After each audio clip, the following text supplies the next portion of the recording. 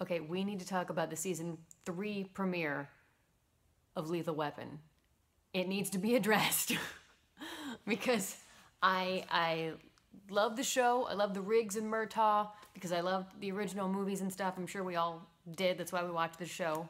But apparently, the guy that plays Riggs was very much like Riggs, kind of off camera too. So he got reprimanded for some bad behavior on set, and it ended up leading to his firing at the end of season 2. So this video, just pointing out right now, is gonna have spoilers, but I'm doing this to save you from watching the season 3 premiere, okay? So spoilers from now on, okay? Spoilers. Season 2 ends with Riggs potentially leaving, because we have all heard about like the drama that was going on behind the scenes. We didn't know if the guy playing Riggs was actually gonna leave, so they kind of left it up in the air a little bit. They had him leaving, like driving off into the sunset. He was going to leave to Texas or someplace, and I was like, oh my god, good, Riggs is finally getting a happy ending. No, this is Lethal Weapon. This is not how this works. Before he left, he went to go visit his dead wife's grave, and his brother shot him, leaving him to bleed out on his wife's grave. So at the end of season 2, we were like, is Riggs okay? Like, is he coming back for season 3, or did they just kill him off? And I think it was like a week after season 2 ended, it was announced that the guy playing Riggs was not going to be coming back for season 3, so that was his death.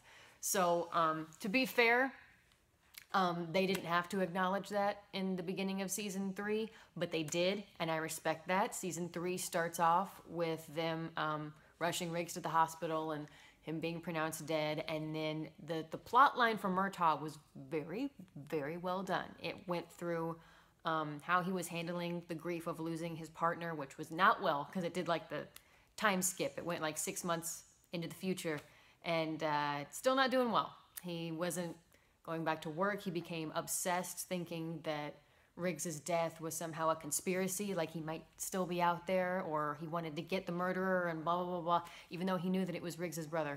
And it was just a big grieving process, and I really liked the way that they handled it. They handled that very well. On the other hand, his new partner, Officer Cole, they had this really good grieving plot that they just kept throwing Cole into for no reason. Like, he kept showing up, and I was like, how did you even know Murtaugh was there? How do you even know where Murtaugh lives? Why are you showing up at his house? Why? It made no sense to me. They were just literally throwing these two together like throwing spaghetti on a wall, and they're like, one of these times it's gonna stick. And it didn't for me. And what made the least amount of sense was at the end, which made me really mad, because the one thing that Murtaugh is, and that he always rejected, was getting a partner. He loved Riggs. He loved Riggs as a partner, working with him eventually. But in the beginning, he was very like, I'm just gonna do my job. I don't need a partner, blah, blah, blah, blah. So at the end of the episode, he asks Cole to be his partner.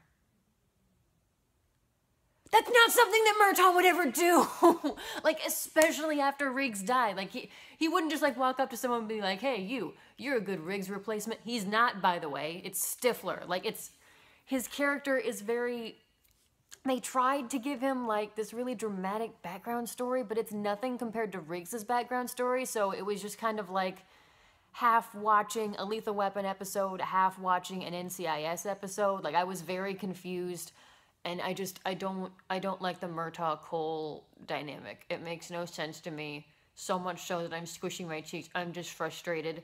And my review of season 3, episode 1 of Lethal Weapon, I can't wait to not watch it next week, because there is no Lethal Weapon without Riggs and Murtaugh.